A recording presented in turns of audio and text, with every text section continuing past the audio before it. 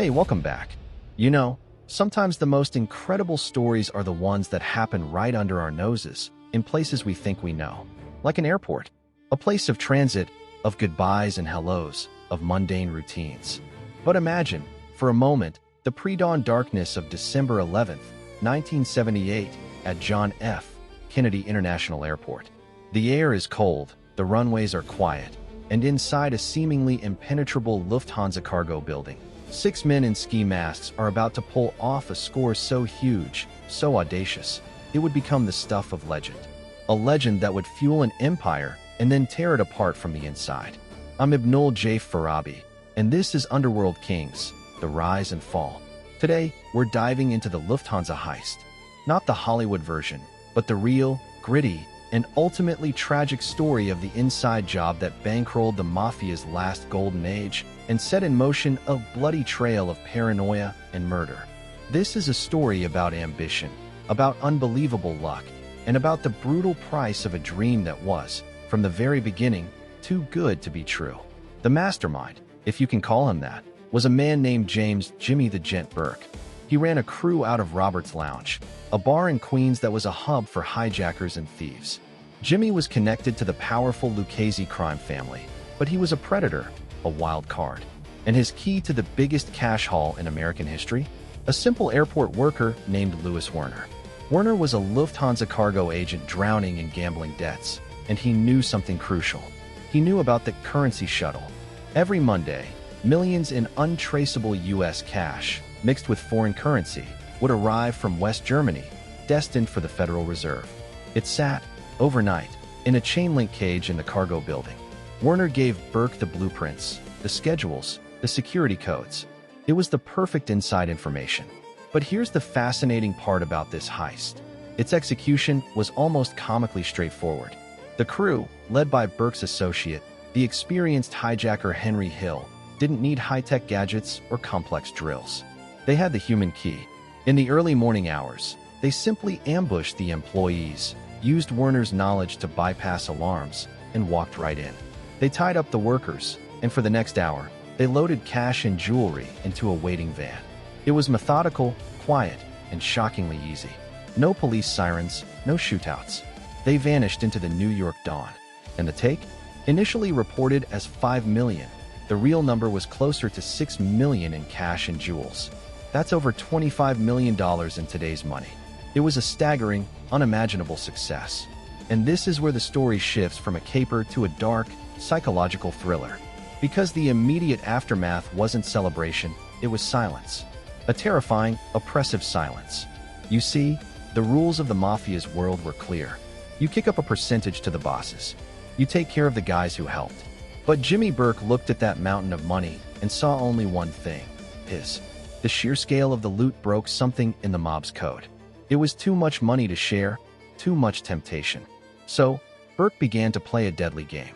He gave the Lucchese family their cut, but it was a pittance compared to the whole. And then he started waiting. He promised his crew their shares were coming, that the heat was too hot to move the money. He was stalling. And one by one, people started to disappear. The inside man, Louis Werner, was arrested. He talked to the FBI, but that wasn't what got him killed. It was the fear that he might talk. The heist's planner, a man named Marty Krugman, who had helped set it up, began loudly demanding his share. He vanished without a trace. The truck driver, Joe Buddha Manry, and several others from the crew gone. The mob's own investigators, sent to find the missing money, were murdered. Henry Hill, who lived in constant terror, would later testify that Burke's crew was dropping like flies. The streets of New York became a hunting ground, not for the police, but for Jimmy the Gent, tying up every single loose end with a length of rope or a bullet. The Lufthansa heist didn't just bring wealth, it brought a pandemic of paranoia. The money wasn't a blessing. It was a curse that turned everyone into a potential liability. Reflecting on this, from my perspective as an engineer and a storyteller, what strikes me is the profound flaw in their design. They engineered the perfect crime from a technical standpoint, the inside information, the timing, the execution. But they completely failed to account for the human system. Greed isn't a variable you can control in an equation. The moment that much cash entered their closed ecosystem, it corrupted every connection, every bond of loyalty. It was a system shock that the network couldn't handle. They built a vault, but forgot to design the lock for the human heart. In my world of startups and tech, we talk about stress testing systems. The Lufthansa heist was the ultimate stress test for the Mafia's code of honor, and the code shattered completely. In the end, the great irony is that the heist marked both the pinnacle and the beginning of the end for that era of the mob. It was the biggest score, the golden dream realized. It funded lavish lifestyles, bought power, and became the benchmark for every criminal ambition. But the bloodbath that followed, the blatant disregard for the rules, and the sheer volume of bodies drew unprecedented heat from law enforcement. It also sowed deep distrust within the families. The publicity from the heist and the subsequent murders, popularized by books and later films, turned the mob's inner workings into public spectacle. It was no longer a shadowy underworld. It was a front-page story. The notoriety helped fuel the RICO prosecutions that would, in the following decades, dismantle the very empires this money was meant to fortify. So what are we left with?